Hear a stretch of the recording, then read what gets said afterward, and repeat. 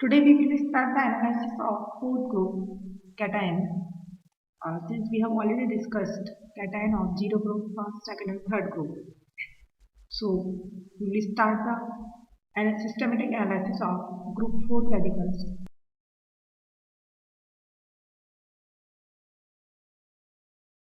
Now first we will discuss which radicals are placed in group 4. So the radicals which will be placed in fourth group, that is zinc, Zn2 plus, manganese, that is Mn2 plus, cobalt, that is CO2 plus, and nickel, that is Ni plus 2.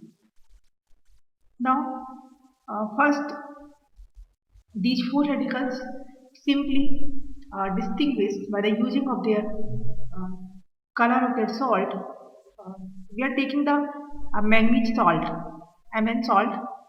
So generally manganese salts are having light pink color. So light pink color salt generally manganese salt, indicating manganese salt. Now if we are having the cobalt salt, so in the general format the cobalt salt, it's a red brown colored salt, generally cobalt salt, and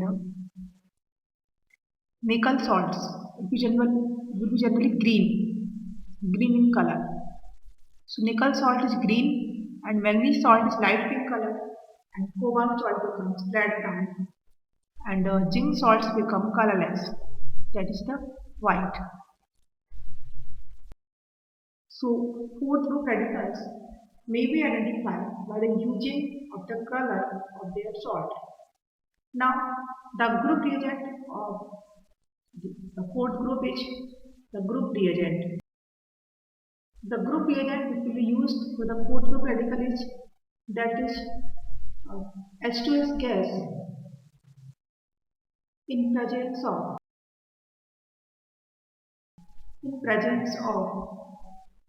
NH4OH excess, or we can say that in the fourth group, H2S group passing in the basic medium. Now, H2S gas is also group reagent with the second group radical, but in the second group, the H2S gas, in the second group, the H2S gas passed in acidic medium. So, H2S gas in acidic medium. So, first we will discuss what is the difference, what is the criteria which we have selected that when H2S gas pass through an acidic medium and when H2S gas pass through a basic medium.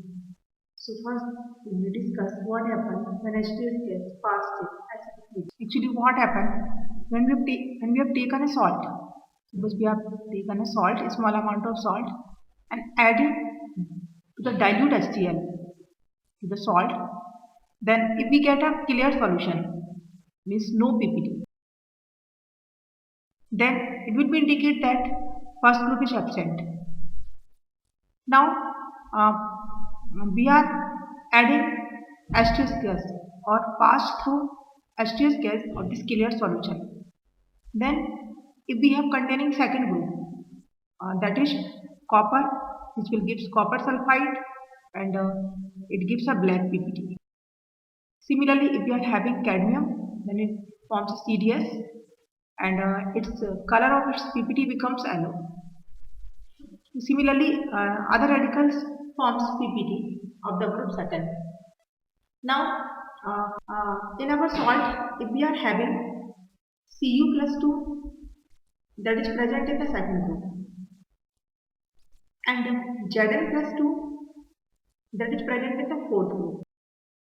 Then, at that situation, what happens when we have taken a salt uh, in which Cu plus 2 and Zn plus 2 both cations are present. So, when we have taken a salt and add to the dilute HCl, after adding the dilute HCl, copper forms copper chloride CuCl2 and zinc form ZnCl2. CuCl2 and ZnCl2 both are soluble. So we can see that in this salt first group is absent. Now when we are passing H2S gas through this solution, what happens? This copper chloride reacts with H2S and gives a CuS. Similarly, this zinc chloride reacts with H2S and gives a ZnS. But in that case, CuS form a PPT that is black in color, but in that case, ZnS remains in the soluble form. Why? Since we all know that precipitation formation is depend completely upon KSP values, that is solubility product. As we know that KSP of the Cu plus 2 lesser than Zn plus 2. If KSP value is smaller, then that radical is precipitated first. So when we are passing H2S through, due to lower KSP values, CuS is precipitated, and due to higher value of Zn plus 2 for the KSP, it is not precipitated.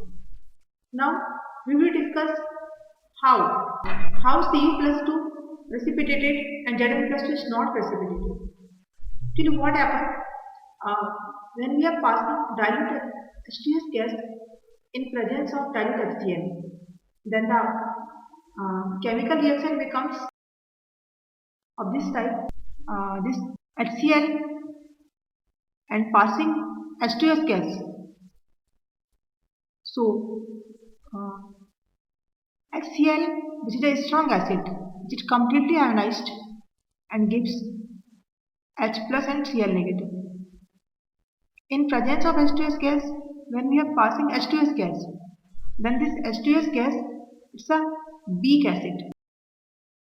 Weak acid, and HCl, it's a strong acid. H2S, it's a partially ionized and gives H plus H minus 2. Now in the reaction first and second, we can see that H plus is common in both of the reactions. So if we are taken in the equilibrium form, that is Kc equals to upper hand side is that is H plus and Cl negative, or in that case upper hand side is H plus S negative and lower hand side is H2S. So due to the H plus common ion, here the concentration of H plus is increased. Here the concentration of H plus increased, and when concentration of H plus increased, then value of the Kc is also increased. But value of the Kc becomes constant. So for constant value of Kc, it becomes necessary that concentration of H plus becomes less. So here is the for downing the concentration of H plus. This reaction shifted towards the backward direction. Means this reaction shifted towards the formation of H2S. So when we are taking the H2S gas in presence of HCl, and due to the common ion effect of H plus, common ion effect of H plus, reaction shifted towards the backward direction. Backward direction means reaction shifted towards the formation of H2S instead of ionization of H2S. So if this equilibrium shifted towards formation of H2S, then with the H plus ion concentration, sulfide ion concentration also decreased, since both have simultaneously formed and simultaneously combined. So when H plus ion concentration decreased, with the H plus ion concentration, S minus 2, that is sulfide ion concentration, also decreased. So when we are passing H2S gas in presence of HCl, the total effect is S minus 2 concentration is decreased. As we know that KSP of Cu plus 2 is lesser than Zn plus 2. So in that case, when CuS and Zns both are formed, then for the precipitation of Cu plus 2, there is a requirement of less number of sulfide ions, less number of S minus 2 ions. So At that condition, Cu plus T was precipitate. But for the due to higher KSP value,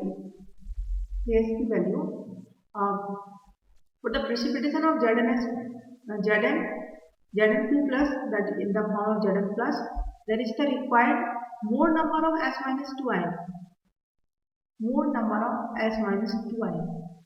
But uh, when we are passing H2S gas in presence of HCl, then already sulfide ion concentration is decreased due to the common ion effect of H plus. So that's why uh, ZNS is not precipitated. Since for the precipitation of ZNS, we are having more number of S minus 2 ion.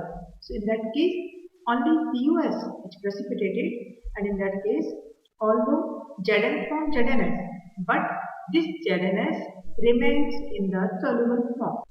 Now we will discuss what happened in the fourth group. Now in the fourth group, when we are passing H2S gas in presence of NH4OH, means when we are taken NH4OH in axis plus H2S gas, then what happened? In that case,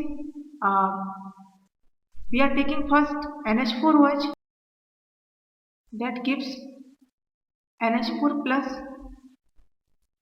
and OH negative. Now in the second case, we are taking H2S, this gives 2H plus S minus 2, that is sulfide ion. Now in the reaction first and second, this H plus combined with this OH negative. This H plus combined with this OH negative and gives a H2O. And H2O is a weak electrolyte, it is not dissociated. So in that case, H plus ion concentration is the decreased. So as we know that Kc is directly proportional to H plus. So in that case, H plus ion concentration decreased. So due to the decrease of H plus ion concentration, here is the sulfide ion concentration also decreased. Since both are formed simultaneously and both are combined simultaneously. So if S minus 2 ion concentration is decreased, then for the constant value of Kc, it will be a compulsory that increment of the sulfide ion concentration. So for the increment of sulfide ion concentration, this H2S becomes more ionized. So in that case, the reaction shifted towards the forward direction, means towards the ionization of H2S. And in the case of second group, the reaction shifted towards the backward direction, means combination of the, or we can say that in the second group reaction, the reaction shifted in the backward direction, means reaction shifted to the formation of H2S. But in the fourth group, the reaction shifted in the forward directions, means reaction shifted towards ionization of H2S. So we get more number of S minus 2 ion. So if we are having more number of S minus 2 ion, then in that case ZNS is also precipitated. But if we are initially passing H2S gas in basic medium, now what happened in that case? For the precipitation of copper, there will be requirement of less number of S minus 2 ion.